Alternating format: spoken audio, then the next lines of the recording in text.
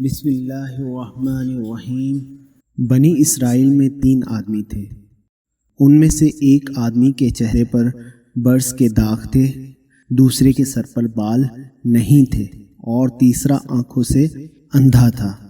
ان تینوں کے ساتھ عجیب معاملہ پیش آیا۔ ان میں سے ایک آدمی ایسا تھا جس کے چہرے پر برس کے داغ تھے، شکل بھی اچھی نہ تھی، لوگ اسے دیکھنا پسند نہیں کرتے تھے۔ محفل میں بیٹھ کر وہ اپنے آپ کو مجرم کی طرح محسوس کرتا تھا، اس لیے بڑا پریشان پھرتا تھا۔ اس کا کاروبار بھی نہیں چلتا تھا۔ اس کے پاس ایک آدمی آیا اور آ کر اس آدمی نے کہا کہ بتاؤ کہ تمہاری کوئی پریشانی ہے؟ یہ کہنے لگا ہاں بڑی پریشانی ہے۔ پوچھا کون سی پریشانی ہے؟ وہ کہنے لگا اللہ تعالیٰ میرے برس کے داغ ٹھیک کر دے، میرا چہرہ اس قابل ہو کہ میں لوگوں میں عزت کے ساتھ بیٹھ سکوں، اور اللہ تعالیٰ میرا کاروبار ٹھیک کر دے تاکہ میں عزت کی روزی کھا سکوں، میرے لیے یہی کافی ہے۔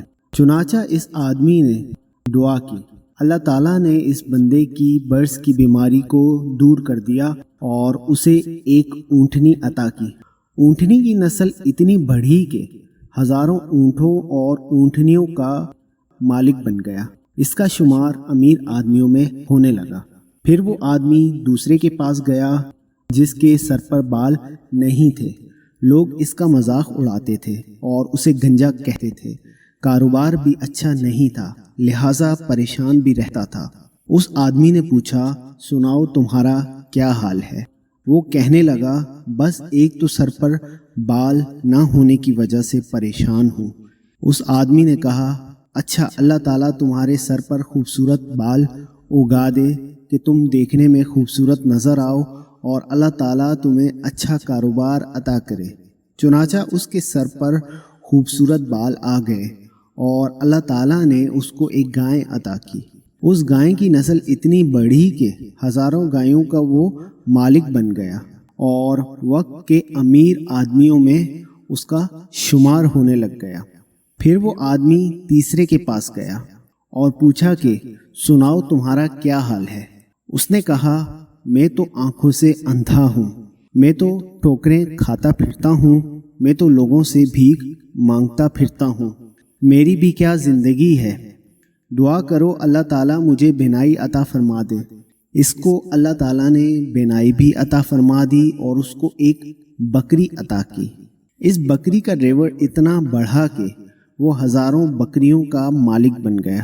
اس کا شمار بھی امیر کبیر آدمیوں میں ہونے لگا۔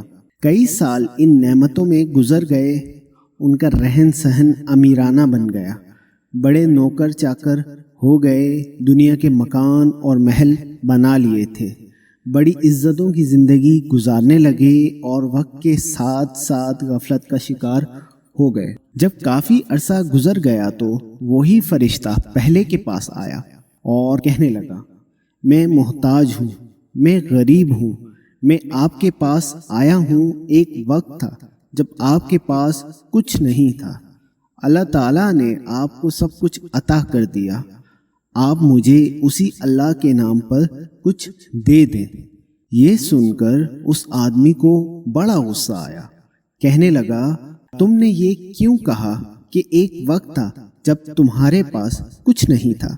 میرا دادا امیر، میرا باپ امیر اور میں خود امیر، میں نے بچپن میں فلاں جگہ زندگی گزار دی، میں تو سونے کا چمچ منہ میں لے کر پیدا ہوا تھا، میں نے بچپن سے دولت دیکھی ہے، اڑے میں تو خاندانی امیر ہوں، تم کیسی باتیں کرتے ہو؟ تم نے لوگوں کے سامنے یہ بات کر کے میری بے عزتی کر دی۔ اس نے کہا اچھا پھر جیسے پہلے تھے اللہ تعالیٰ تمہیں ویسا ہی کر دے۔ یہ کہہ کر وہ آدمی چلا گیا۔ اللہ کے حکم سے اسے پھر برس کا مرض ہو گیا، ایسی بیماری پھیلی کہ ساری کی ساری اونٹنیاں مر گئیں، جائیداد بھی ختم ہو گئی اور یہ اسی پہلے والی حالت میں دوبارہ آ گیا۔ پھر وہ آدمی دوسرے کے پاس گیا، اس کو کہنے لگا بڑا ہی غریب ہوں، محتاج ہوں، مجھے اللہ کے نام پر کچھ دے دو۔ اسی اللہ کے نام پر جس نے آپ کو سب کچھ دیا، حالانکہ آپ کے پاس تو اپنا کچھ بھی نہیں تھا۔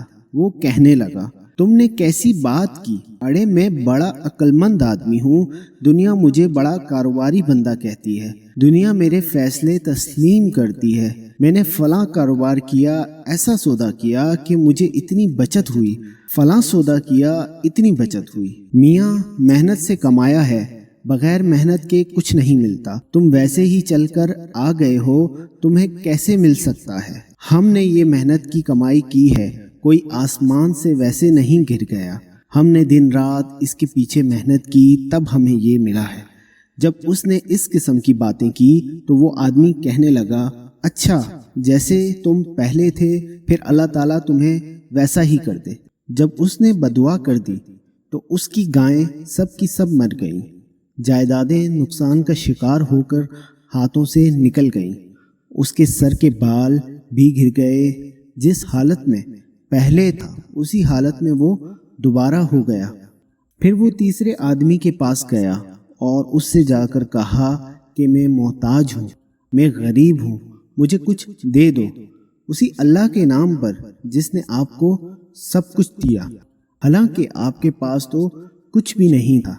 جیسے ہی اس نے یہ بات کہی، اس آدمی پر عجیب سی کیفیت طاری ہو گئی، آنکھوں سے آنسو آنے لگے اور وہ کہنے لگا، بھائی تم بالکل ٹھیک کہتے ہو، میں تو اندھا تھا، میں تو لوگوں کے سامنے ہاتھ پھیلایا کرتا تھا، میں تو در بدر کی ٹھوکریں کھاتا پھرتا تھا، میری دنیا ویران تھی، میں بھیک مانگتا تھا، لوگوں کے سامنے کشکول پکڑ کے جایا کرتا تھا۔ ایک دفعہ کوئی خدا کا بندہ آیا، اس نے دعا کر دی، میرے رب نے مجھے آنکھوں کی بینائی بھی عطا کر دی اور ایک بکری ایسی دی جو اتنی برکت والی تھی۔ آج دیکھو دونوں پہاڑوں کے درمیان جتنا ریور نظر آتا ہے، سب میرے مولا کا کرم ہے، یہ سب میرے مولا کی دین ہے، میرے پاس کچھ نہیں تھا، یہ کسی کی دعا لگ گئی ہے۔ میرے دوست تم اللہ کے نام کے لیے آئے ہو، میرا ریور تمہارے سامنے ہے، تم جتنا چاہو لے سکتے ہو، میں اپنی اوقات کو کیوں بھولوں، میں تو وہی اندھا ہوں، میرے مولا نے مجھ پر کرم کیا۔ اس اجنبی شخص نے کہا، تمہیں مبارک ہو، میں تو اللہ کا فرشتہ ہوں، اللہ تعالیٰ نے مجھے 3 بندوں کے پاس امتحان کے لیے بھیجا تھا، وہ بندے اپنی اوقات کو بھول گئے تھے اور ان سے پروردگار نے نعمتوں کو واپس لے لیا، مگر تم نے اوقات کو یاد رکھا۔ جا اللہ تیری عزت میں اور مال میں اضافہ فرما دے۔ چنانچہ یہ آدمی بنی اسرائیل کے بڑی باعزت مال والوں میں سے بن گیا۔